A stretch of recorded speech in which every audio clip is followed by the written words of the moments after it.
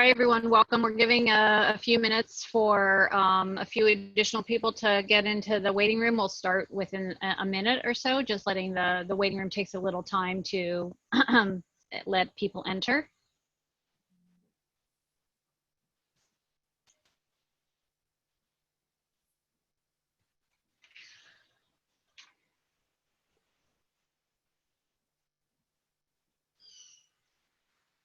Okay. I will get us started. Welcome, everyone. I am Deborah Balk. I will, along with my colleague Frank Heiland, be moderating today's event. I am a professor here in the Marxe School and also in the Demography Certificate Program at the CUNY Graduate Center. I also wear a hat as the director of the CUNY Institute for Demographic Research, and I have the honor of sitting on the advisory, the US Census Scientific Advisory Committee to the US Census. So I in my free time. So it's Frank Heiland who will be co-moderating this event with me, is the Associate Director of the CUNY Institute for Demographic Research and also professor here in the Marxe School. So known to many of you who have come to the talk. We're really delighted to have everybody, our 5 speakers with us today.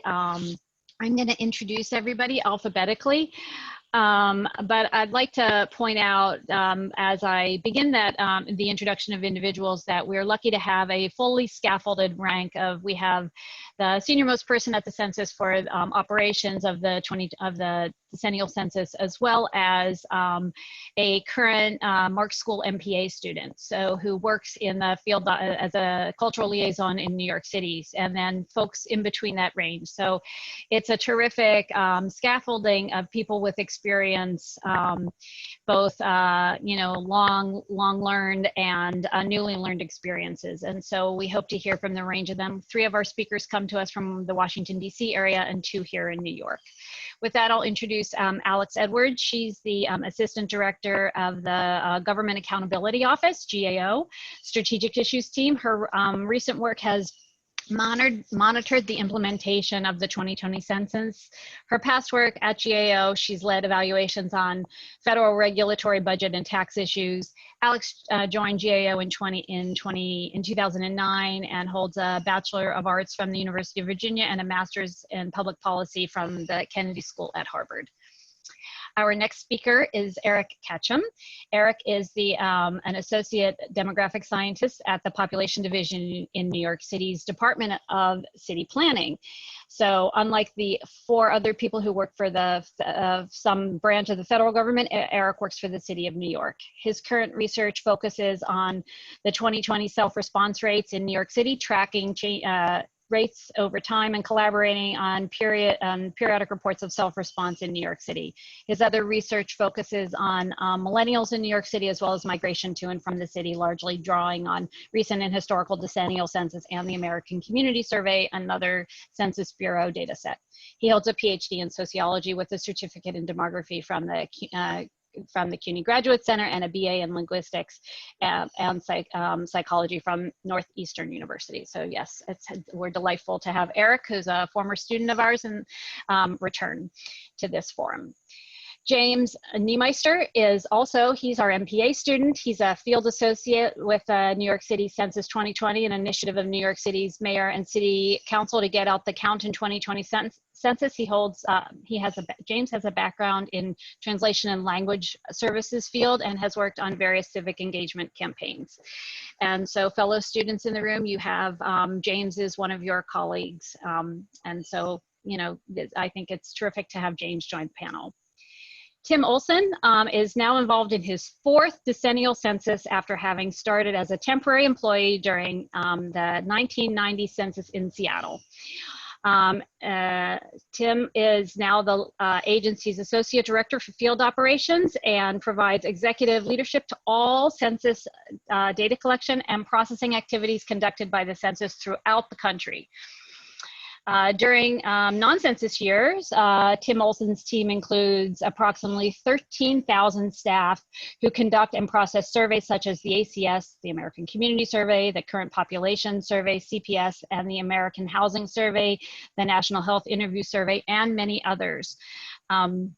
During census year, his staff swells to more than 600,000 persons working in all 50 states, the District of Columbia, the Commonwealth of Puerto Rico. Wide-reaching indeed.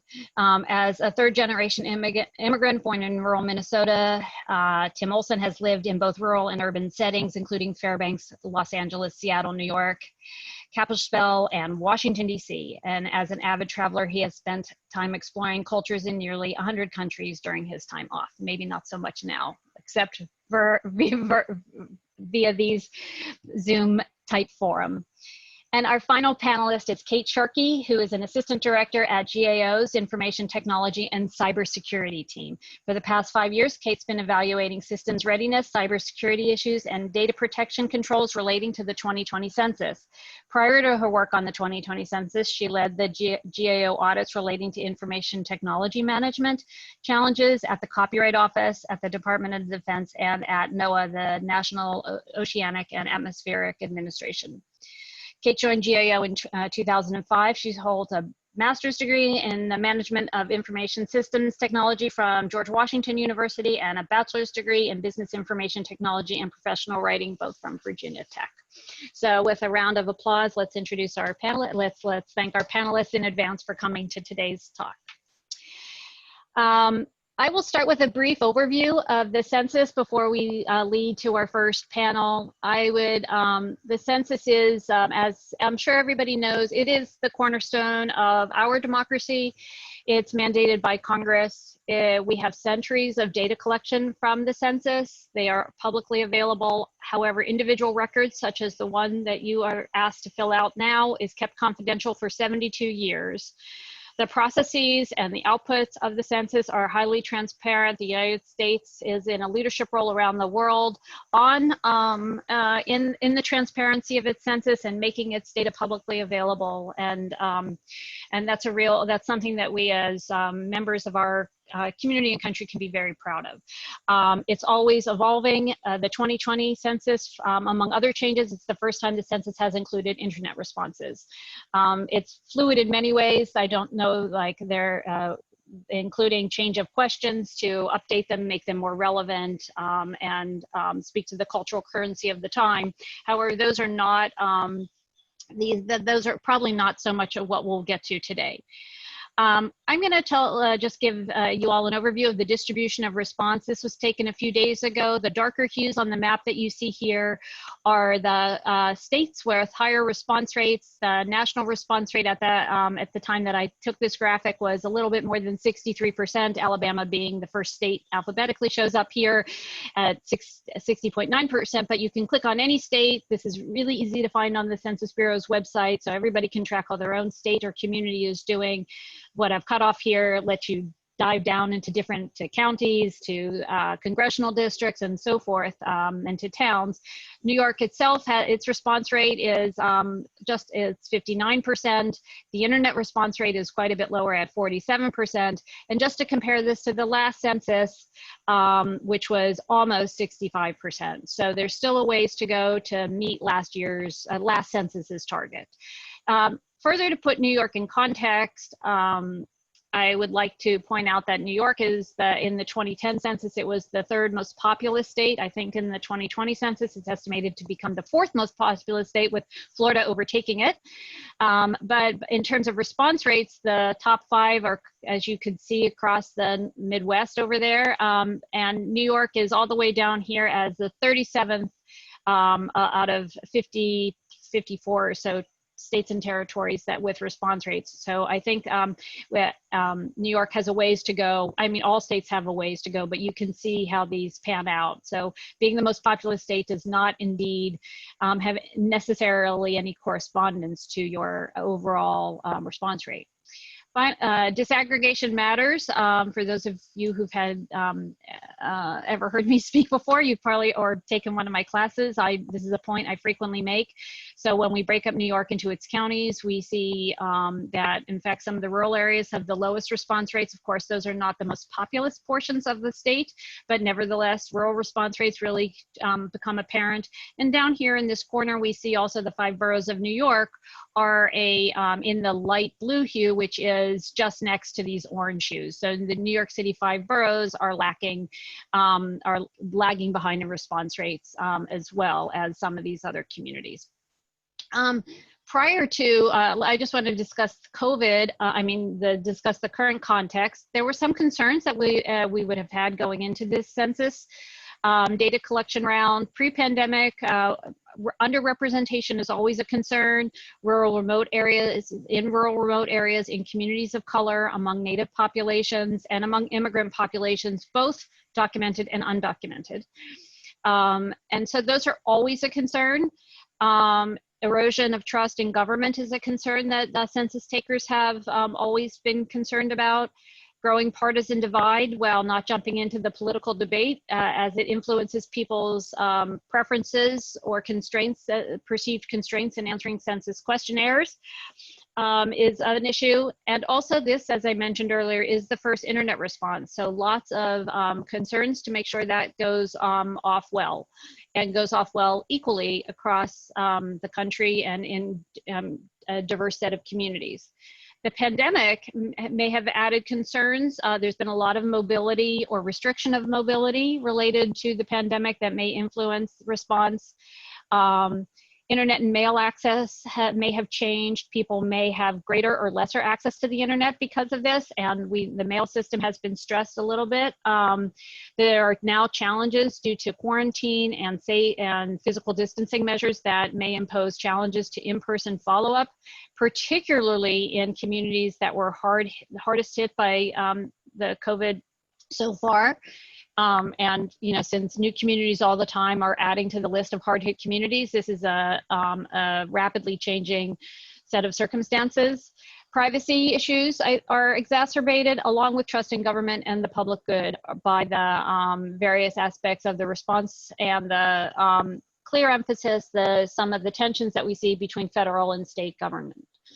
So those are issues I think that have maybe that overlay the original concerns and exacerbate them in perhaps expected, but also in some unexpected directions. And we're hoping that our panelists will speak to both sets of concerns. And finally, I just want to point out that, engagement in the census is widespread, and communities throughout, whether they're civic organizations or political organizations, have been involved in trying to ensure that communities respond. So here's a tweet from Congresswoman Ocasio-Cortez working with a local group to try to get an outreach event in Woodside, Queens. And so, and of course, it's being, the 2020 census, the Twitter world is very responsive to some of this. And this was a tweet that she sent out when trying to encourage people to remind to fill out their censuses by October 31st. But lo and behold, that date has changed. The White House just recently shortened that date, making it the 30th of September, shortening it by a month, which provoked a response in Twitter space by Senator Schumer and Mayor de Blasio and Stacey Abrams. So, and this speaks to its communities throughout the country that are responding to this this concern that the shortening of the census is in fact problematic for the fair count. So we don't expect to engage in a political discussion in this so much, but we know that our panelists may be able to speak to some of the issues surrounding this particular issue as well. So with that, I'm gonna start with our first question and to our speakers, which is a broad-ranging question, and I would feel free to answer all of it or parts of it, but I'd like to have everybody tell us a little bit about their role in the 2020 census operations, how you each see the data collection situation unfolding on the ground, whether the response rate that you see is comparable to the past, and whether you think the option to submit online makes a big difference. So that includes a wide-ranging set of issues. I'd like to have Tim Olson start with the answer to that question. And Tim, since you bring so many years of experience to this, I think we're gonna disproportionately weight you get more time on this question, and then we'll than others do. But we'll scaffold down and then scaffold back up. But we'll start with you and give you a little bit longer. I know you could probably take the rest of the seminar to answer that question. And when Tim is done, we'll pass the baton over to Alex Edwards. So, Tim. Great. Deborah, thank you. I love how you laid out the framework of this entire panel, and you laid out all that's going on that's directly, obviously, impacting the conduct of the 2020 census. So thank you for that.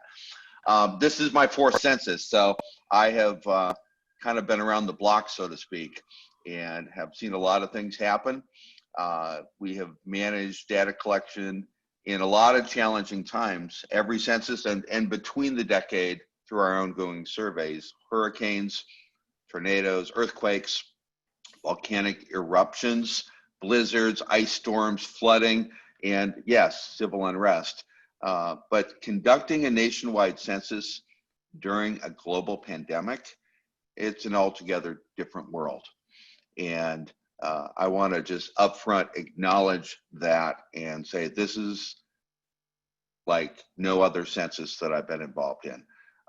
But there are some, and I'll talk more specifically, what does that mean?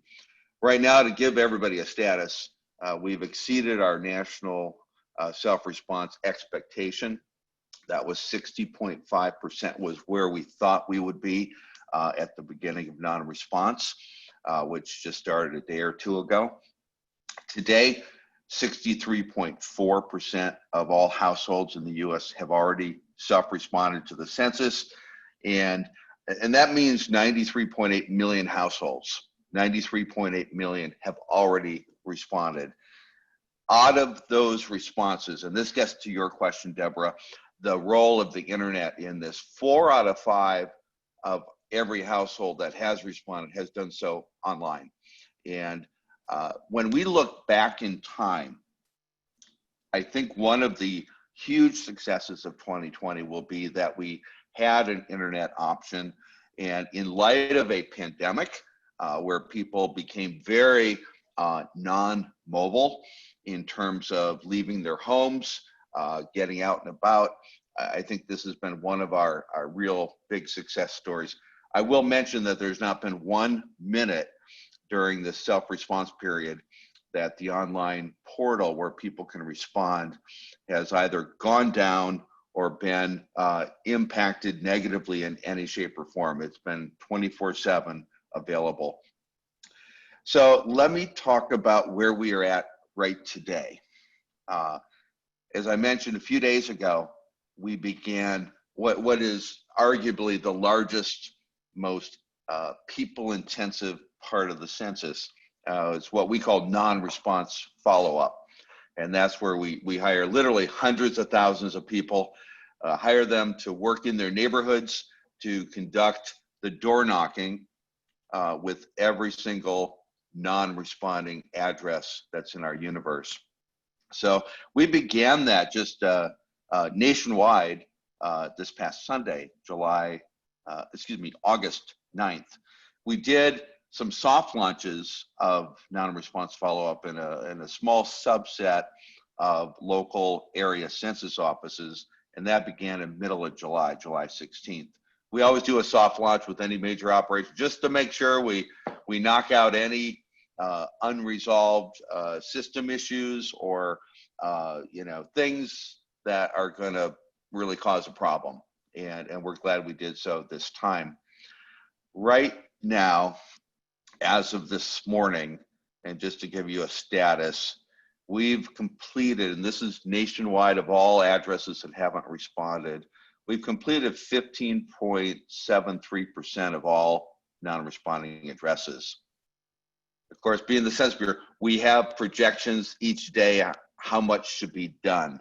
Our projection for this day was much lower, and is that we would have completed 8.57%. So we're nearly double the completion rate of what we expected at this point, and we're only a few days into the operation. So right now we've got about 165,000 employees that are knocking on doors. We've got about 100,000 additional people that are in the hiring and training pipeline. And then each day, our local area census offices continue hiring, job offering, getting people through and into the training process so that we continue building the workforce up to the needed amount to complete the operation by September 30th. A lot of things are going good. They're going really, really good. Our systems for non-response is multifaceted, interacting systems. They're working really well. I will also mention, and this is where I'll close so we can give some other people who really got a lot to say. That's some pretty important stuff. I want to say that right now, our productivity of these enumerators is much higher than we have modeled as far as cases per hour. And that's why we are so far ahead of where we thought we would be with non-response at this moment. Those numbers are really promising. We have put in some pretty substantial award pools that people can access depending on how many hours they work and what their productivity is.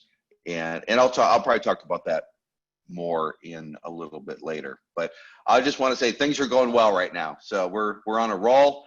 People are being counted, and actually we're pretty excited about it. So thank you. Great. That's great.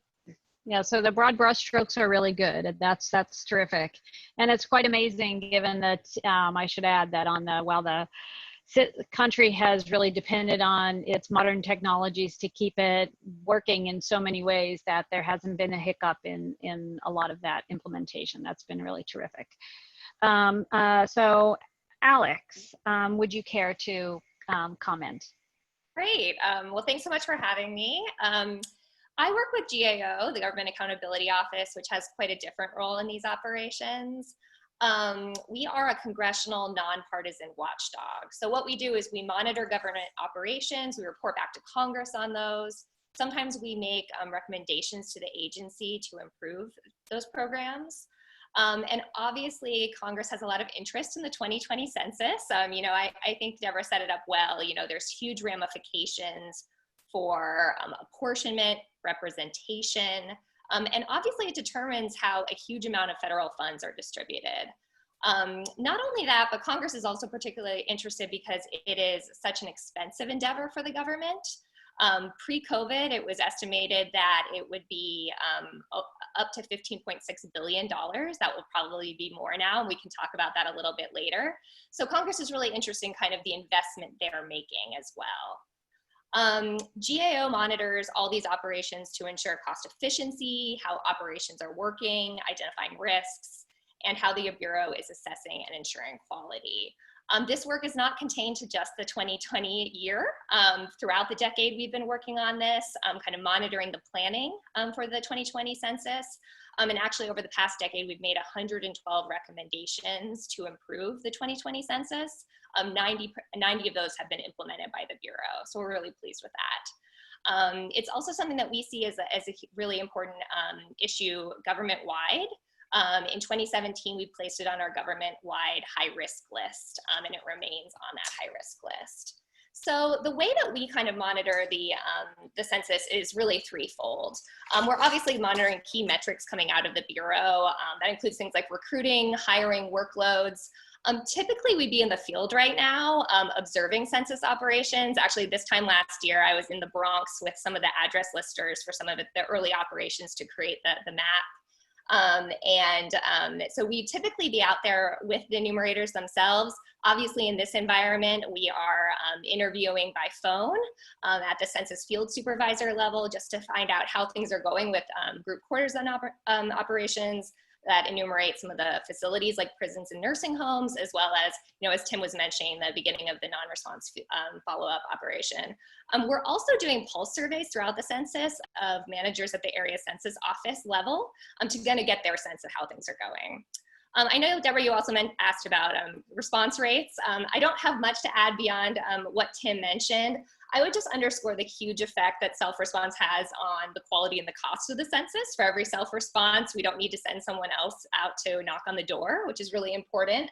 I think that obviously the extended period for self-response has really benefited the self-response rate this year. And we did see a massive uptake of that internet self-response option, which really exceeded the Bureau's own projections. We do always note, though, that the census is local, and I know everyone here is so aware that, even if nationwide numbers are very good, there are areas that are really falling behind. I think last time we did this analysis in July, there were a number of counties where the response rate was below 15%. So again, just something else we'll continue to monitor. So that's what I had, Deborah. Thanks, Alex. Kate, you look ready to unmute and carry on to pass on the baton from GAO. So take it away. Definitely. Thank you, Deborah. As Deborah mentioned, I'm Kate Sharkey. I am one of Alex's colleagues. Whereas Alex works on our strategic issues team, I work on our information technology and cybersecurity team. And the IT and cybersecurity team, really what we have been looking at for the past decade has been cybersecurity risks, plans for data protection and privacy, and also IT systems readiness challenges. So we've done a lot of analysis that began at the beginning of the decennial cycle, and right up until self-response started back in March. And then even since then, we've sort of been monitoring how things have been going with the internet self-response system, how things have been going with phone responses, and also now that non-response follow-up has started, we're looking into how the systems are working for that operation as well. So you mentioned, Deborah, a couple times that this is the first decennial where respondents will be able to respond or have responded and from a large scale perspective via the internet. And that's a huge innovation, but we've reported for a number of years that there are risks involved in that. And I think as Tim mentioned, the system has been live and for 24/7. Luckily, they have not had any hiccups on internet self-response, and that's a great, that was really key, I think, to build confidence with the public that it was actually safe and easy to enter your information, and it's still live. So anyone who hasn't responded, please go online and respond. One thing is, one other innovation that they've done this year is for non-response follow-up, they're actually using mobile devices. They're using iPhones to collect data when they come to knock on your door.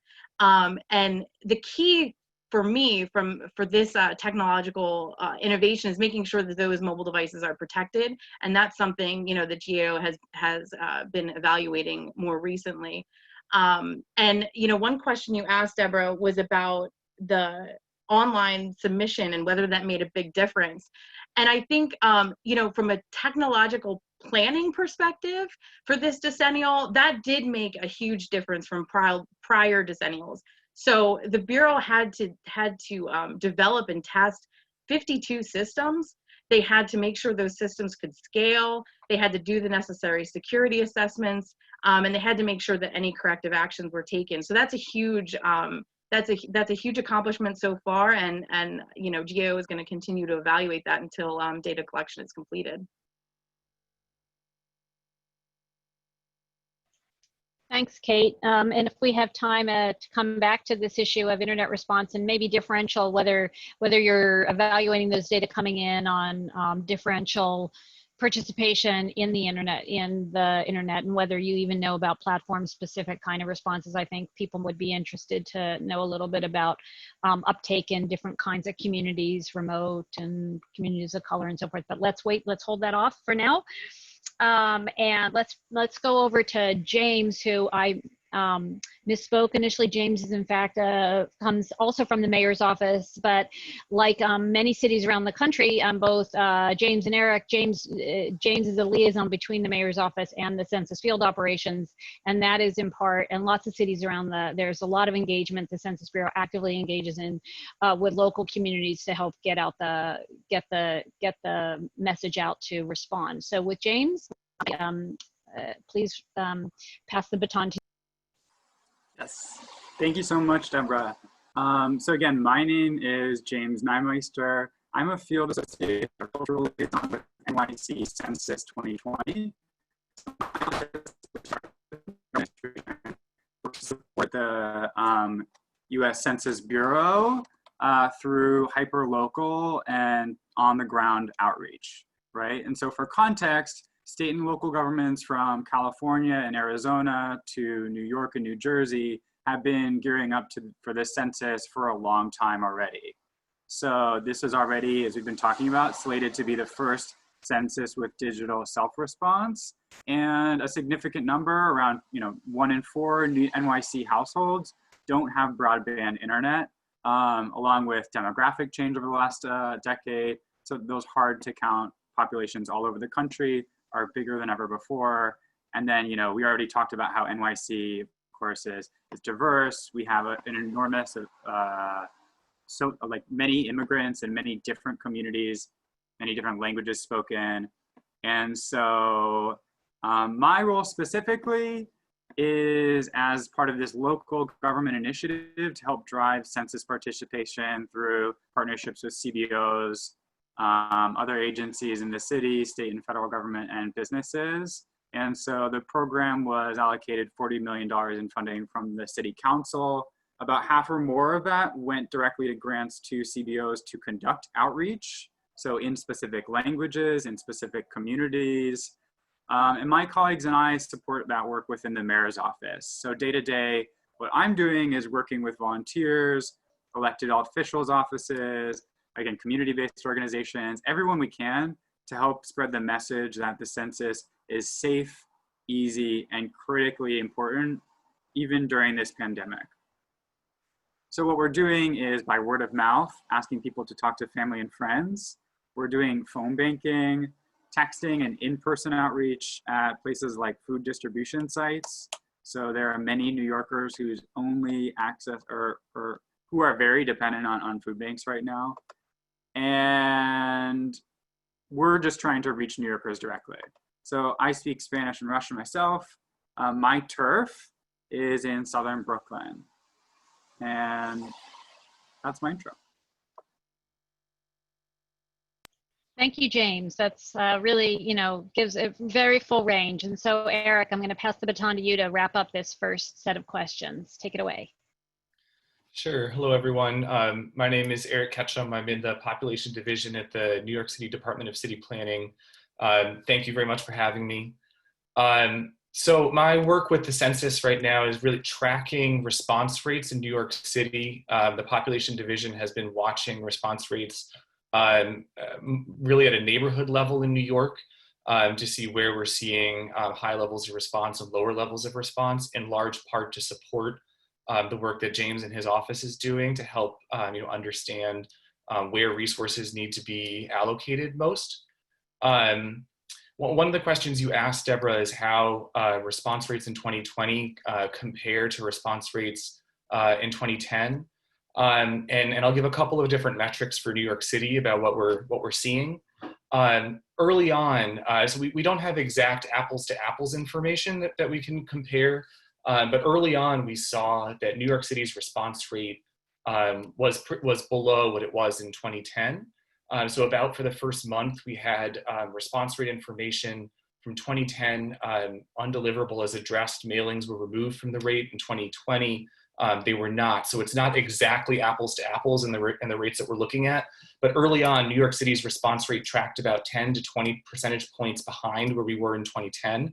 But that wasn't special to New York. That was across the country.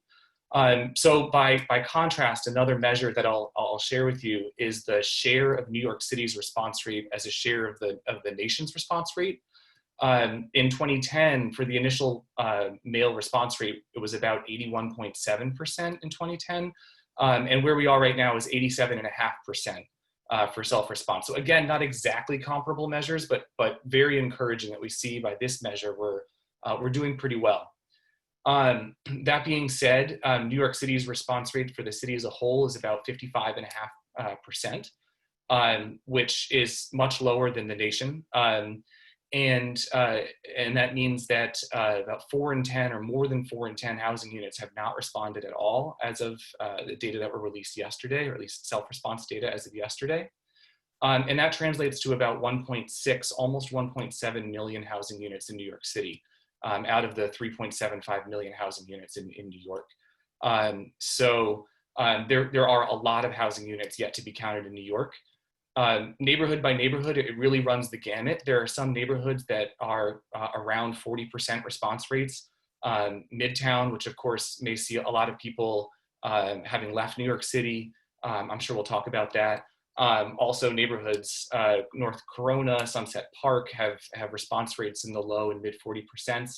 On the other hand, we have some neighborhoods with very high response rates. Co-op City, Starrett City, Stuyvesant Town, all have response rates in the high 60s, low 70%. So we do have some areas of the city with very, very high response rates. So it really runs the gamut here. But I'll leave it with that for now.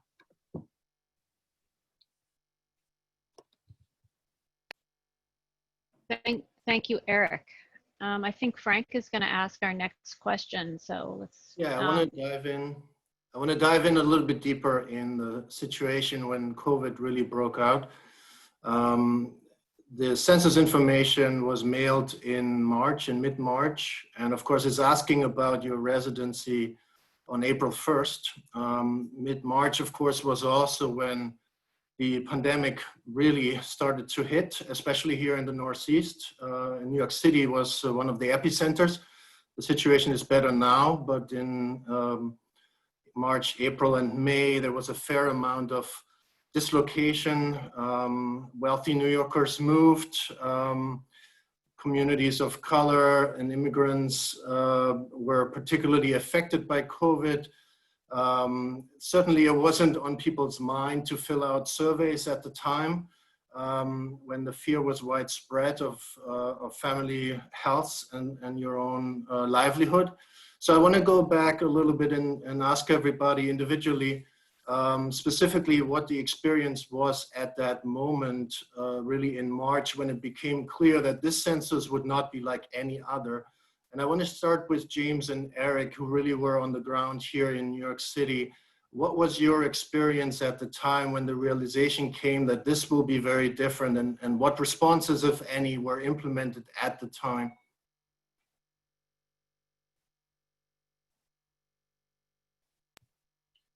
Sure. So I suppose I can start here. Thank you, Frank.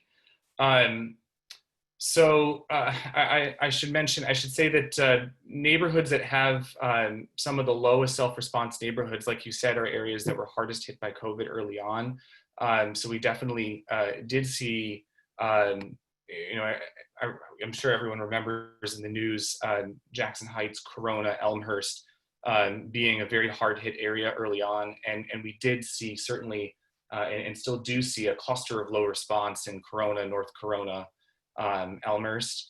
And we've really been, kind of tracking, response rates neighborhood by neighborhood, but there aren't always clear one-to-one patterns between majority-minority neighborhoods or neighborhoods with large foreign-born populations, and the response rate is what we're seeing. So, we do see low response rates in many, neighborhoods that have a large proportion foreign-born, like I mentioned, Corona, Elmhurst, Brighton Beach, Sunset Park. But in contrast to that, we see neighborhoods like Washington Heights and kind of a corridor of neighborhoods north from Washington Heights north through Marble Hill, Van Cortlandt Village, that have very high response rates, and a swath of neighborhoods that go along Central and Western Bronx that have a large proportion foreign-born, also with high and relatively high response rates. So there really isn't a one-to-one relationship there. The same thing if we're looking at majority-minority neighborhoods with large proportion Black residents or Hispanic residents.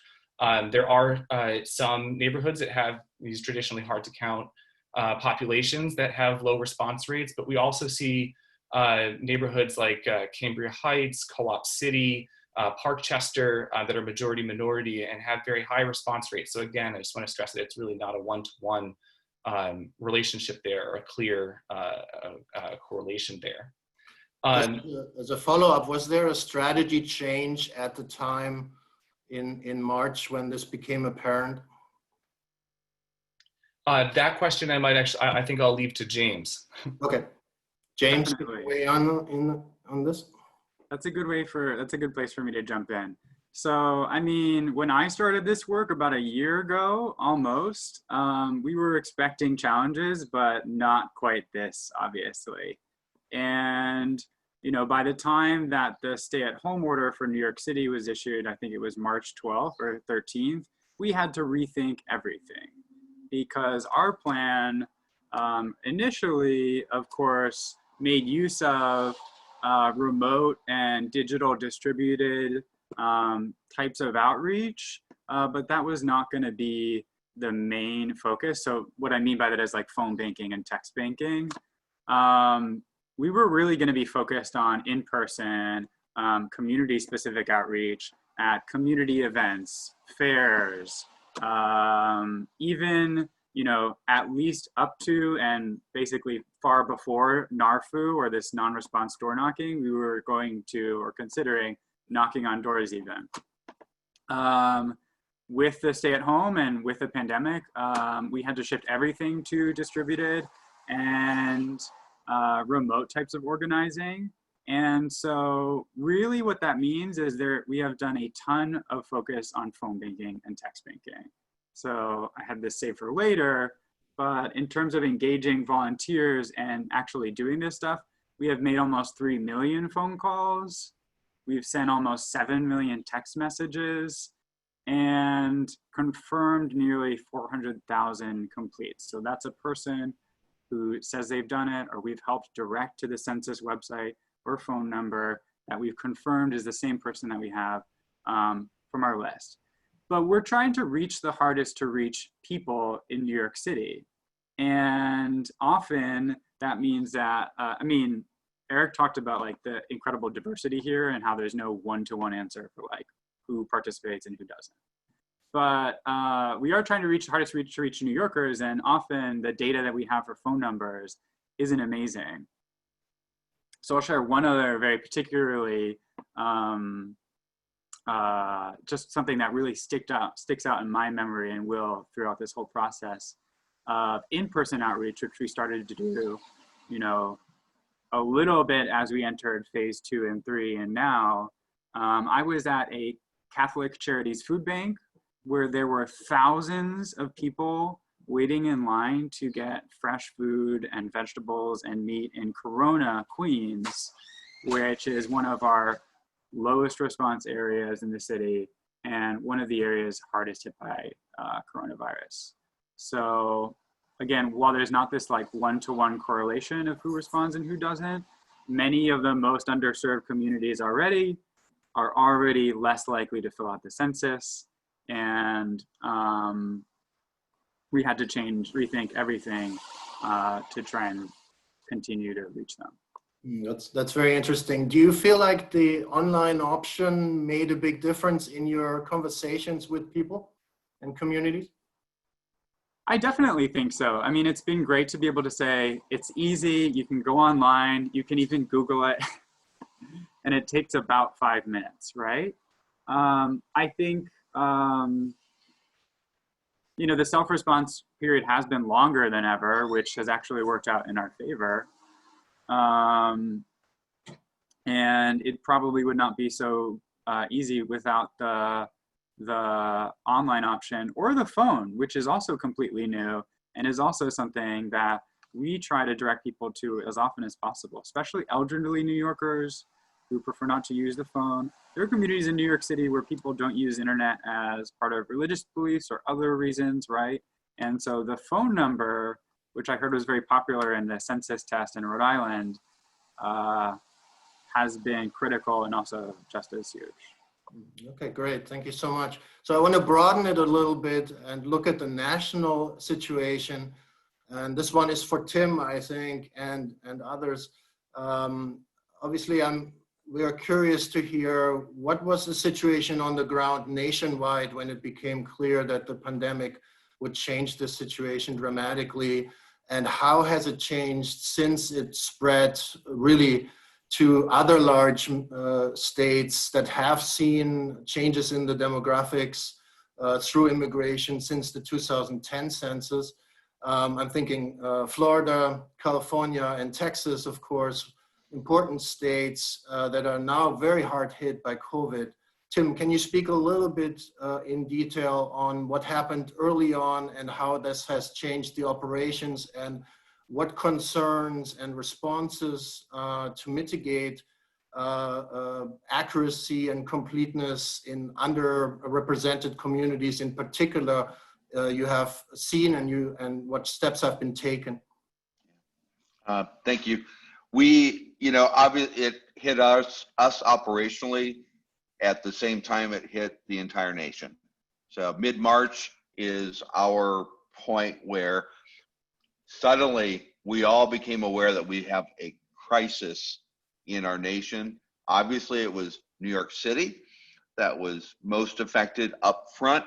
The Seattle, Washington area, the Bay Area had a some extent of a problem.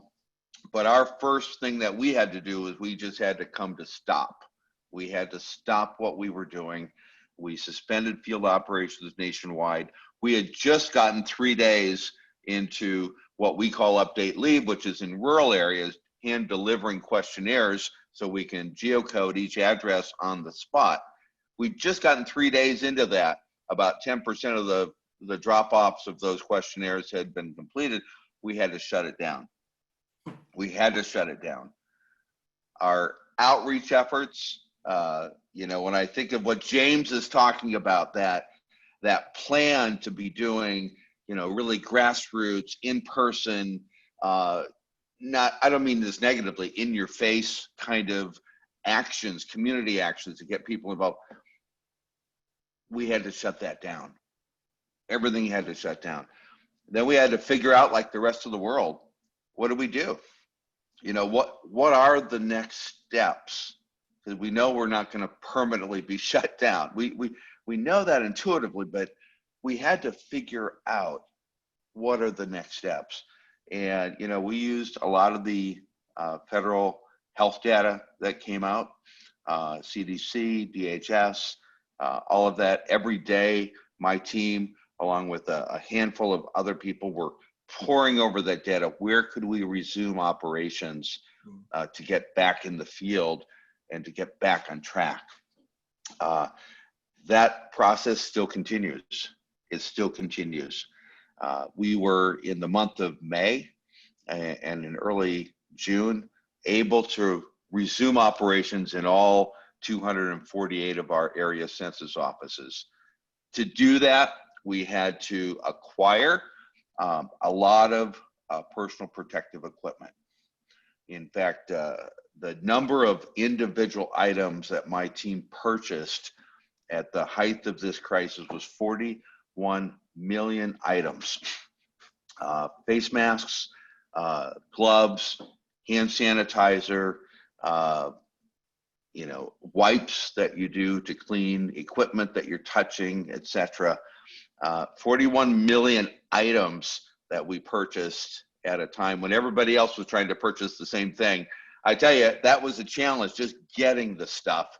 And now we've got it in place, and we've got protocols in place. So in terms of the virus today, it's everywhere. There's no area that is not affected today. Thank God in New England and New York City, in that portion of the US, you are in a much, much better place than you were 3-4 months ago when things were really horrible. But other parts of the nation now are dealing with similar situations. Every day it goes up, it goes down. The way we're approaching it is we are protecting our employees with the use of PPE. We have trained them, how do you maintain social distancing when you're interacting with the public, conducting interviews. We have trained them on all of these protocols. These are mandatory protocols. They're not voluntary, optional. If somebody is not wearing a mask, they are instructed to get with the program and wear a mask. And if for some reason they don't want to, they're no longer an employee. Let me just put it that way. There's no room for a political viewpoint with the use or disuse of a mask. It's mandatory. So we are, you know, where we're at right now with the census, we're conducting it. We're in that final phase. There's a little more than, right now, there's a little more than 50 million addresses throughout the country that we are knocking on doors, and that'll go this month, and we intend to wrap that up the middle to the end of September. So that's where we're at. Can I ask you specifically in Florida, Texas, and California, and specifically communities of color and immigrants, which we know are more affected by COVID, has there been a change in strategy at the operational level to improve response rates, make more contact, find new ways of contacting in this difficult moment that you didn't really anticipate? So what I'm going to describe has been employed, you know, based on response rates nationwide, and you can rank down to the tract level from the lowest to the highest. One thing is we introduced a 6th mailing to non-responding households. That was huge. That wasn't in our plan. That included paper questionnaires. We're now doing a 7th mailing. Good. A 7th mailing. And, you know, we've got some leftover unused questionnaires that are sitting in a warehouse. We are pulling every single unused questionnaire and attaching a barcoded label to it and getting it out. I believe it's going to occur in a matter of weeks. That's a paper questionnaire going to non-responding households. That's one thing. We have used the mobile questionnaire assistance program. And of course that had grand plans that we would be at community festivals and we would be doing the things, you know, that James talked about, and where people could respond right on the spot with an iPad, a census provided iPad. Well, that all got scrapped with the social distancing and the stay-at-home orders. Well, we reintroduced that I think about 3-4 weeks ago. It began operational again. And so right now that is a functioning program. We're not getting a lot of response out of it. I'll just be really frank with you. But if anything, those mobile questionnaire assistance representatives that are out in front of grocery stores, are out in front of pharmacies, at the entryways to faith-based organized churches, mosques, temples, synagogues, etc. You know, if anything, it's a visible billboard that there's a census going on and please respond, even if they don't respond right there. So that's going on all the way through the end of September. I think though that when we think about, you know, where we are at, here it is August 13th. It's August 13th. The data collection will end September 30th. I think there's a real change in how all of our nearly 400,000 partners, organizations that are partnering with us, are starting to shift their message. And I think that change is open your door. When that census taker comes, open your door. It's safe.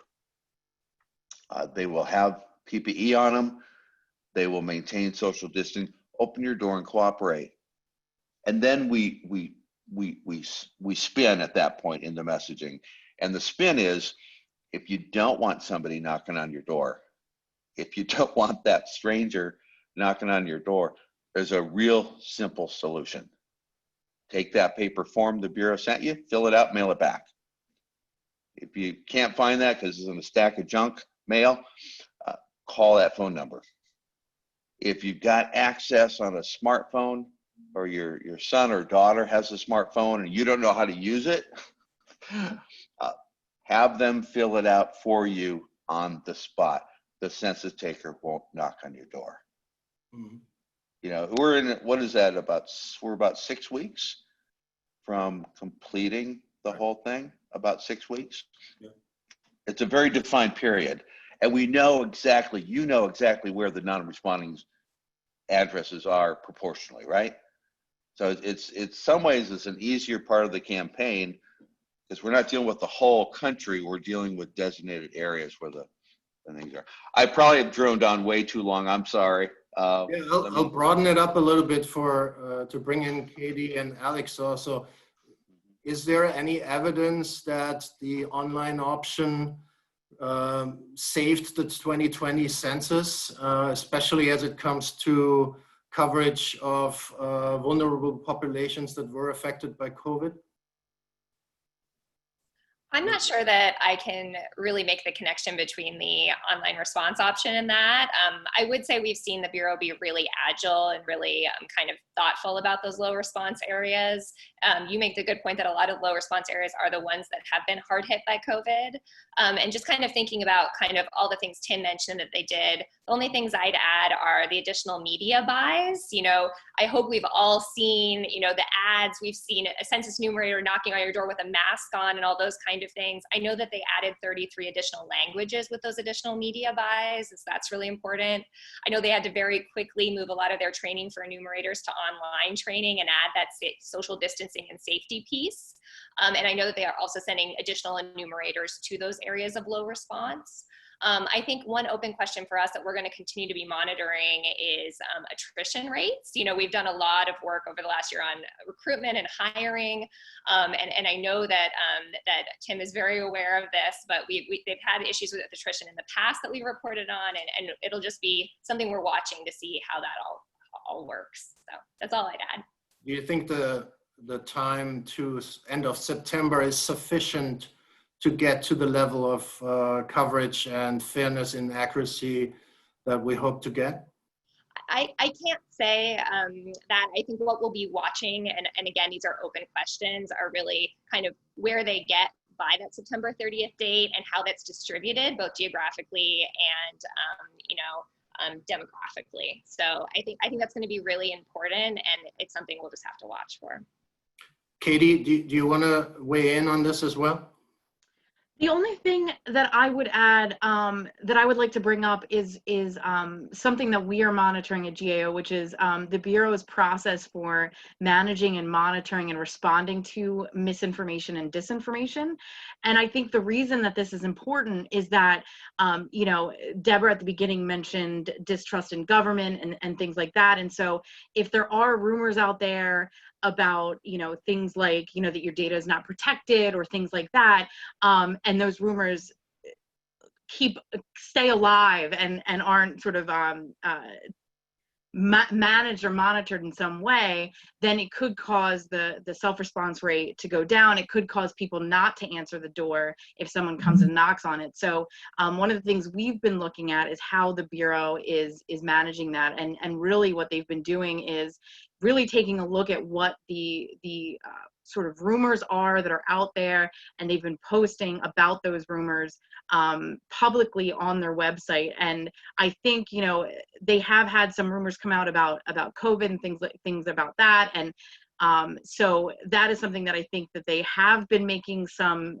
changes as the situation is evolving, and we're just going to continue monitoring that going forward, just to make sure that the Bureau keeps monitoring that as well. Okay, thank you. Great, thank you. I just have a general question before we might open up to some of our, we have had some questions come through on the chat, and I think we should give some chance to that, and then we can get back to some more general questions. But I have one question on the timing of responses. Is the daily or weekly distribution of responses a well-known property that you have information at, that you follow? And do you expect that to change with the more modern technologies, like, you know, a rush to fill it out at right before the deadline, so to speak? And are you preparing for that, if that's the case? Is that to me, or is that somebody else?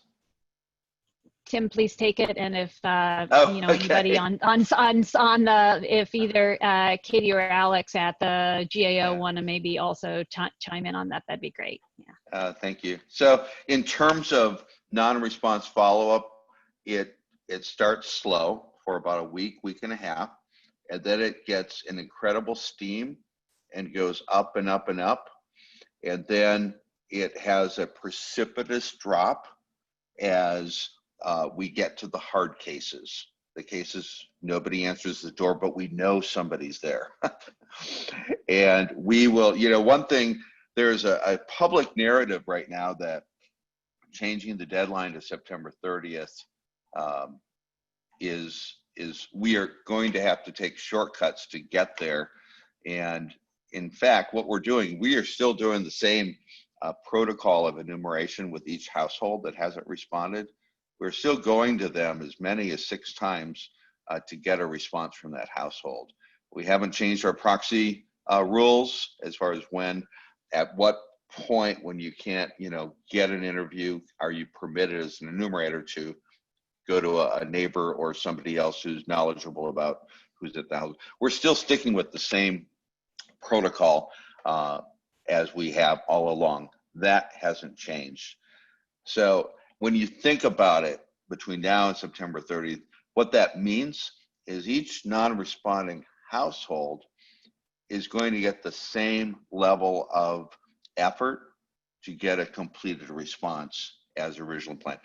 What has changed because of the shortened time period is we are using tools we have, primarily money, to encourage our staff that are knocking on doors to work more hours and to increase, so to speak, their output. On average, in our census, the average enumerator works 19 hours a week.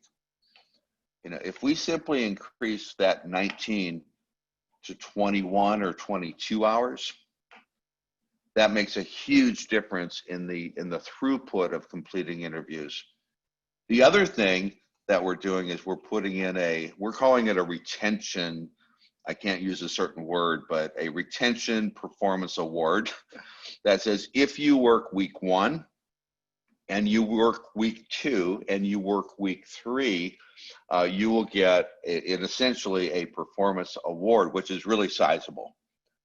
In our normal census, we start with, I said that first week is kind of slow. Then we go to this huge spike, and suddenly you have people quitting on us right and left because it's a tough job. There's a lot of negativity out there. You might have a lot of dogs barking at you, people yelling at you. This stuff happens. We have a huge loss of trained workers. We believe by this, the word I can't use is incentive. It's not an incentive, it's a performance award. By providing these resources, these monetary awards to work more hours and to work for that full 3 weeks, we're going to have a throughput that's much stronger than our original plan. That's what we're banking on. And so the level of effort is still going to be the same with each household. We just do it over a more concentrated period. Great. Any other panelists care to add to that before we maybe open it up for some of the comments that we've received in the chat? Great. I think maybe Frank will convey a few of them. We have a question from our Marxe colleague, Neil Bennett. Professor Neil Bennett is asking for Tim.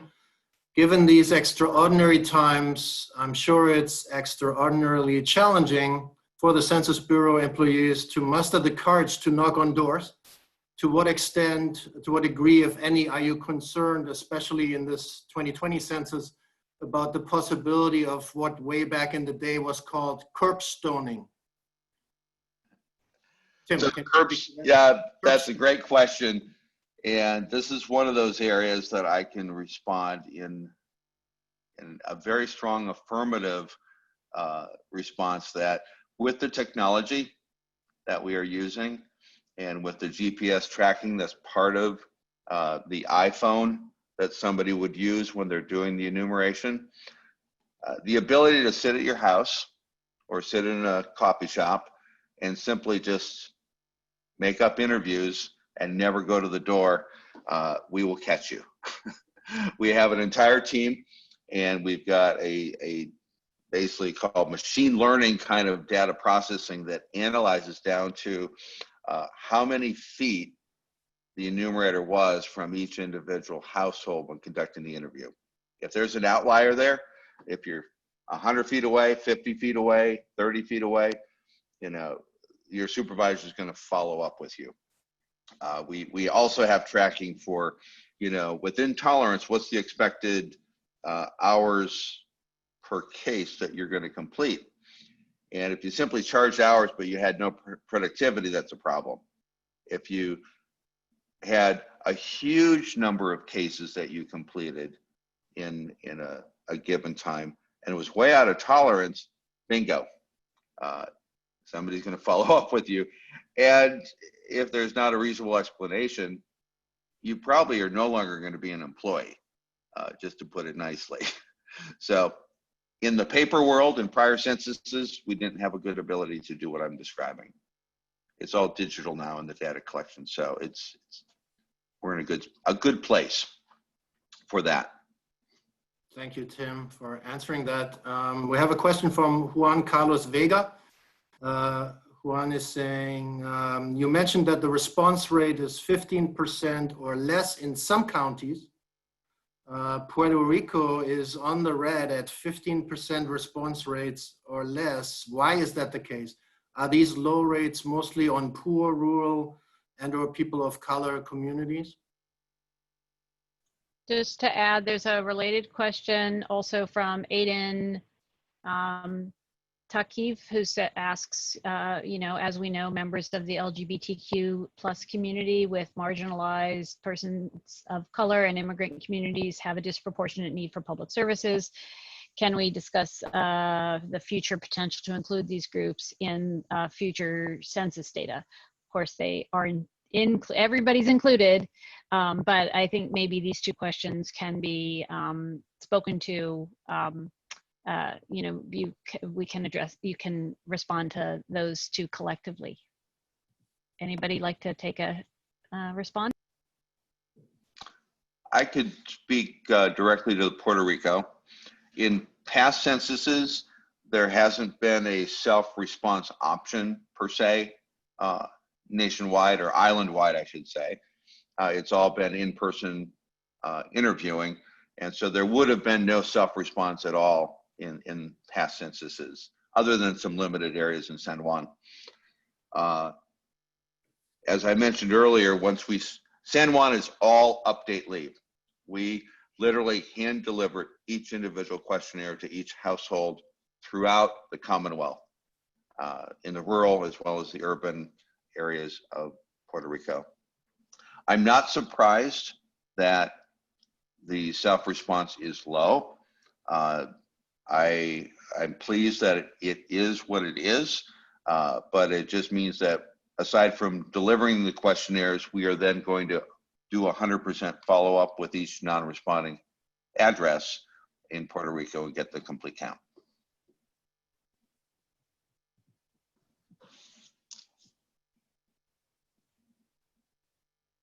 Thank you, Tim. James, did you raise your hand? Did you want to say something to speak to other communities, to approaches to try to gain, you know, response rates from other underrepresented, you know, communities and that are hard to count populations? Definitely.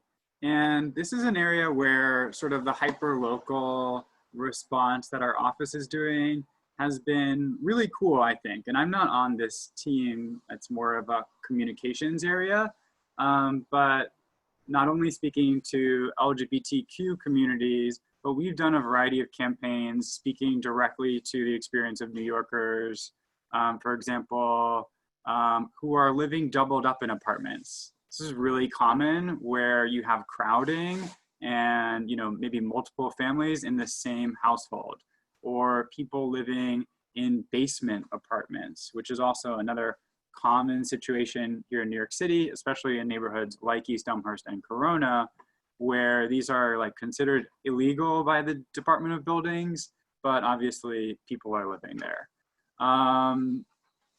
For the LGBTQ community specifically, or communities, throughout Pride and ongoing, you know, we've had communications going out affirming, this is the first census where, hopefully I get this right, and if not, someone can correct me. You can self-respond as same-sex partners of the same household, or a married same-sex couple of the same household. And many questions, Tim, you'll forgive me for saying this, if you're doing the online form and you prefer not to respond simply to a question, such as, you know, is your sex, male or female, you can hit next and you can hit next again. If you just try and skip everything, Tim is going to have somebody call you and try and get as much information. I kid, but so we've tried to do specific communications around these things, and you know, depending on the conversation I'm having with the person, these are the kinds of things we try and bring up.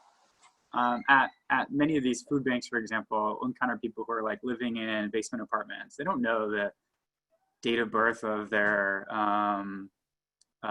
you know, roommate who they like know the guy's first name, and they definitely don't know many of the answers to the other questions. And someone also asked about submitting multiple forms. Probably Tim is a better person, or someone else is a better person to answer this, but sometimes an individual household member might submit their own form. And especially if they don't know people's information, you know, they might be encouraged to tell the other person to respond on their own or call. Great. We have two other questions related to data security after collection. One is directly targeted at Katie and Alex. Maybe you can speak to that. You're monitoring misinformation during the collection, which is great. The person says, how about making sure that information will not be used by the government against vulnerable communities? I can start answering that, Frank. So at GAO, I have two ongoing engagements right now that are looking at, one is looking at cybersecurity and one is looking at data protection and privacy. And I have heard, you know, this concern and similar concerns about data protection. And, you know, all of your data is protected by Title 13. So if someone who is not a Census Bureau employee with a need to know, a need to access that data, accesses that data, there are penalties for them accessing that data, and that's written into law. So what we are doing within GAO is we are monitoring a few different things, you know, just from a cybersecurity perspective, and then also looking at what the Bureau is doing to make sure that the privacy of individual responses is protected in the publicly available data that the Census Bureau puts out at the end. So right now, the Bureau is still gathering comments and from the public and from data users about how they use the Census Bureau's publicly available data, and they're making some decisions surrounding how they're going to protect that data. I don't want to go into the weeds, but they're using a mathematical algorithm called differential privacy to do that. Again, I don't want to go into it, but you know, so we're monitoring that within GAO, and we will be continuing to monitor that going forward. And just as a follow-up, are there sufficient resources to support these kind of monitoring activities? Obviously, the concern about government abuse of data and information, especially in communities of immigrants, here in New York in particular, has been a long-standing issue. Are there enough, from your perspective at GAO, is there enough support to keep these safeguards in place and also control that these safeguards will be kept in place and monitor that?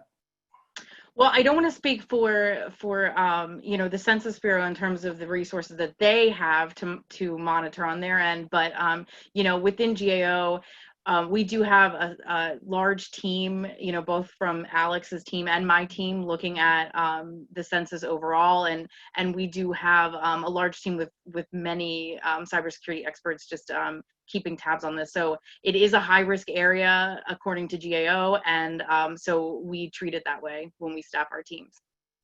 Thank you. Can I just maybe ask either maybe Alex or Kate or anybody who wants to respond to this, but just to reiterate that the safeguards in place for the protection of census data, not only with disclosure, but protections from public access, again, the 72-year rule, public access, but also within government access. I think that I think it's good for the community of people who've come to hear to this talk if a few of you could just speak to the long-standing tradition, both at the Bureau and at the GAO's watchdog components. I think that would be good. Short statements, that would be great. Yeah. Great, Alex, go ahead. Sure, I can start speaking to that. I think that's very true. Kate and I and all of our teams have sworn in on the Title 13 and understand all of those requirements. There's a lot of administrative records that go into the Census Bureau from other parts of the government, but there's a true firewall about anything from the Census Bureau going out of the Bureau. So I think that the Bureau's very aware of how important that is, and it's definitely part of their messaging that you see everywhere, and they're using with trusted partners, that responding to the census is safe. If I could just jump in to assure every listener and anybody in the future who listens to this webinar, the census cannot at all provide any of the individual person level or even household level data to anybody outside of the Census Bureau for 72 years. Specifically, that anybody could include Immigration Customs Enforcement, Department of Homeland Security, IRS, local government planning departments, any entity, business, period. Nobody can have access to that, what we call microdata, individual records or household records. It's secured, it's safe. And if I were to intentionally or unintentionally somehow do cause a data breach, I could face up to 5 years in prison and a $250,000 fine. Every single employee, even our temporary census takers who might work 3 to 6 weeks, they take that same oath that we will uphold confidentiality. And it's not just while we're employed by the Bureau, it's for the rest of our entire lives. So I just want to assure people that that's the truth and the facts. Thank you, Tim. Yeah, I think that the safeguards that have been put in place in the census continue to evolve and tend to, with some of the disclosure regulations. I see this in my role as an advisor on the scientific advisory panel. I see the Census Bureau taking this mission very, very seriously, much more so than we see in business communities or the social media communities. The census is offers real leadership in the protection of individual identifiers and so forth. So again, for anybody watching this now or later, your census information is clearly safe. I'd like to, with that, open it up to maybe a few of you could speak to some of the financial implications of the pandemic on census operations, whether it's at a local office, at the national level, or how resources are allocated, given the pandemic and response rates.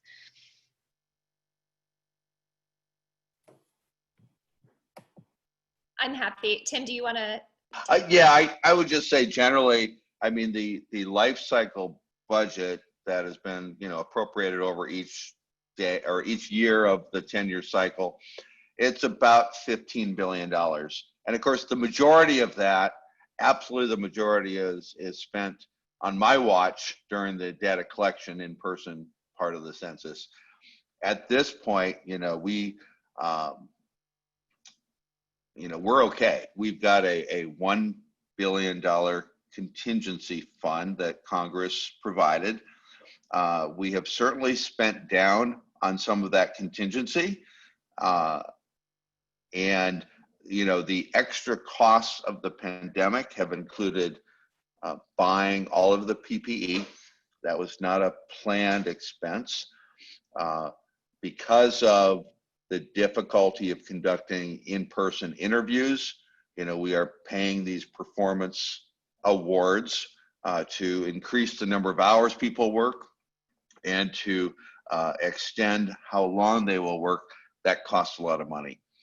We're still going to be within our general budget, but our contingency, I will tell you, is coming down, and there is a request to the Congress for an additional amount to replenish that contingency fund. So if there's things that happen that we right now don't know about, we don't end up running dry when we're at the peak of having to finish everything up.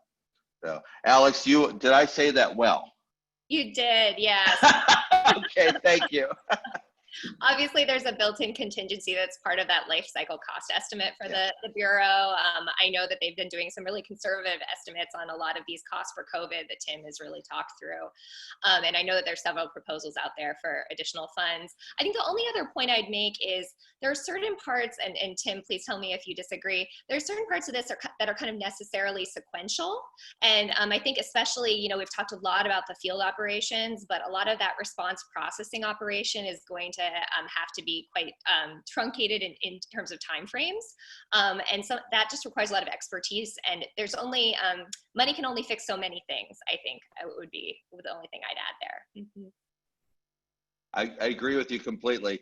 And the current legislation, the law that controls when we deliver the apportionment data, it hasn't been changed. It hasn't been updated by the Congress or signed off by the president through legislative process.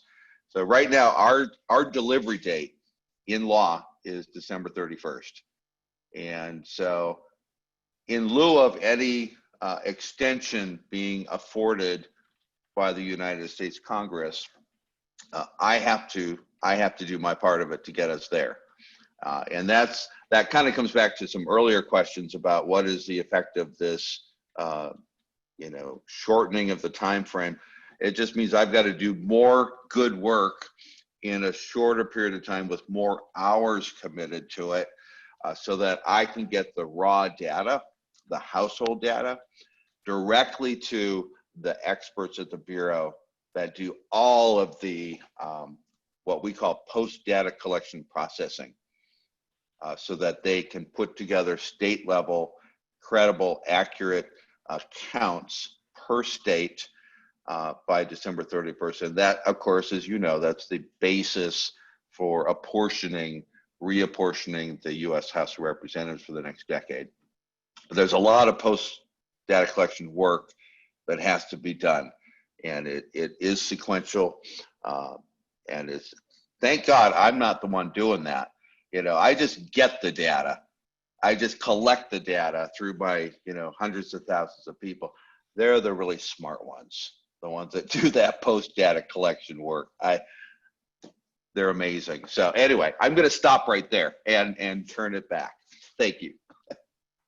So thank you both. I was going to ask if Eric, if you wanted to comment on this from the perspective of the New York City on budgetary issues, but I'm going to hold that question and ask you maybe to comment on that in the wake of concluding comments, which I'd like to give everybody an opportunity to. And we had another comment in here on a question on just speaking to the impact of the pandemic on other census, with all this extra energy and attention to challenges in the face of COVID for the decennial census, how this impacts some of those other surveys, the ones that I mentioned that are hats that Tim wears when he's not dealing with the 2020 census, like the CPS or the ACS, which is another census-based product.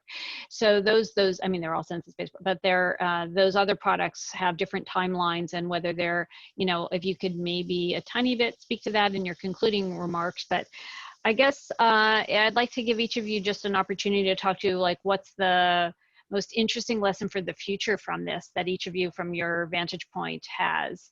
And maybe we'll start with James, then Eric, then Alex, Katie, Tim.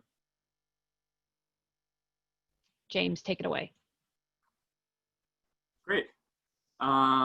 So in terms of concluding remarks, we talked a lot about all the challenges that there are, and there are many, but we have a really important job to do, and we're supporting Tim, we're supporting the Census Bureau staff, and we're just here to get it done. I think he explained that really well. So I guess in terms of learnings, I mean, there's, I certainly personally made a lot of interesting, new relationships and built on those. And I think this campaign and this work has done a lot to engage New Yorkers who we often don't typically reach out to. And that's like a different part of this, right? That's what I signed up for, because we're trying to reach the hardest to reach, which having worked on past, voter turnout kinds of campaigns, you often never speak to people who are unlikely voters or non-voters at all, right? And that means something for the future of democracy in New York City, I think, which is a little separate, from the census itself. But, we're going to see, I think, there are some different trends happening in New York City, but I think I'll just close by saying, there are a lot of ways that you can be involved. If you're on this call and you're interested in the census, I bet you've done yours. So what I would ask you to do, if you haven't already applied for a job with US Census Bureau and you have the time, they pay really well and it's hard work, but it really matters. We also, if that's not kind of your time commitment level, we are making phone calls and doing a lot with volunteers. So there are ways to get involved, and the easiest entry point is phone calls. So the link is in the chat, nyc.gov/census. I'm starting to get phone calls. And last, it's really important, to get tested for COVID-19, right? To stop this pandemic. And you can find out where to get tested at nyc.gov/COVID-test. Thanks, everybody. Thank you, James. Eric. I would say in concluding remarks, I would say one concern with the shortened non-response follow-up period is that hard to count populations that were already likely to be undercounted, that those undercounts would be exacerbated by a shortened non-response follow-up period. So that's certainly a concern, given the changing situation on the ground and the changing timeline. But to leave this with an encouraging remark, New York City's response rate is up 1.3 percentage points over the last 2 weeks, and that's in large part thanks to the work that James and his office is doing. So I definitely want to give a shout out there. That a lot of effort has been going into getting the count out in the last few weeks, and it's really paying off. As far as long-term lessons to be learned, I think we've still yet to see. I mean, this is very much an ongoing effort, I don't think it's clear right now, what the lessons are for conducting a census during a pandemic, with potential displacement of respondents, with internet connectivity issues, with we shall see. But I think we're it's really encouraging to see the response rate in New York City ticking up a little faster than it had been over the last couple of months recently. So that's really great. Well, that's a great segue into what I was going to say, which is, you know, GAO's already kind of staffed up a team to kind of think about what are the lessons learned for 2030. We'll definitely be looking at kind of the success of some of the planned innovations that had already been set up for 2010, but also looking at the success of some of the unplanned innovations that really had to be made so that the census could be agile, which really were untested. So I think we'll be looking at all of those in terms of cost and quality and see what lessons were learned for 2030. Kate? Yes, I mean, I think Alex, you said it better than I could. But you know, I'm part of that team too. That's you know, looking at the lessons learned for this decennial, and I think there will be many of them. But you know, looking forward to 2030. And if I could just echo, I'm looking forward to 2030 as well. But I think I'm going to watch from a distance. I'm kidding on that. I have no idea what my future is. I would say, number one, let's not have a pandemic during the next decennial census in 2030. That's the first thing. We don't want to go through this again. Second, I would say, you know, let's learn from this experience. Afterwards, you're right, it's too early to really understand, you know, the learnings, the teachable learnings from this experience. But I think from the Bureau's perspective, probably the appreciation for greater flexibility. We don't like being flexible. We build a plan and we work that plan, you know, literally through thousands of lines of project management in our schedules. You know, how can we be more flexible to work within whatever the environment is in 2030 in a responsible way, that we have some basis to say the flexibility is going to result in a better count. I think that's some of the learnings. The other thing I would just mention is, and that's to all the listeners in this webinar, if you are, I'm assuming that you have filled out your form. I'm absolutely assuming you have. If you haven't, don't tell me, just do it. 2020census.gov. It's really simple. It'll take you 5 to 10 minutes. Let's assume you have filled out your form. Now, you probably have some relatives. You maybe have a friend in this world, a single friend, or 2 or 3 or 100. You might be in Facebook or social media or Twitter. I would ask every listener of this webinar, you know, we just have literally 6 weeks to finish the count. 6 weeks to finish the count. There's 50 million plus addresses that haven't responded yet. Could you, as a listener to this broadcast, you spent 90 minutes with us, could you somehow get that word out to your friends, your relatives, whomever you know? Get the word out. Say, go online, finish that darn census, fill it out, include everybody in your household, include little kids, anybody who's unrelated that lives with you, include them on the form. Do it so the Bureau doesn't have to knock on your door. So that's my simple ask to all the listeners. Thank you very, very much. And just to, you can go online on your cell phone. You don't have to have broadband. Just make that point to all the people. Yeah. If anybody's broadband strapped, you know, people still use social media on their phones. Mm-hmm. And that's, you know, we do care, you know, about the 1 in 4 New Yorker, and I don't know what the fraction is in the country who don't have broadband internet, but use your phone.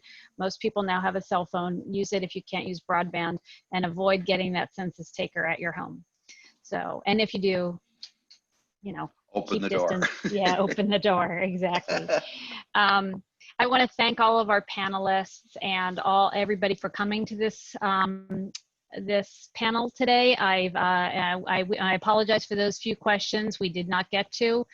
But I really enjoyed the back and forth, and it's just fantastic to see our government functioning through so many different avenues and at so many different levels. So a real, we'd all clap for you, but a great shout out from Frank and myself and all of our students and colleagues who have joined in today. So thank you, Tim, Eric, Kate, Alex, and James.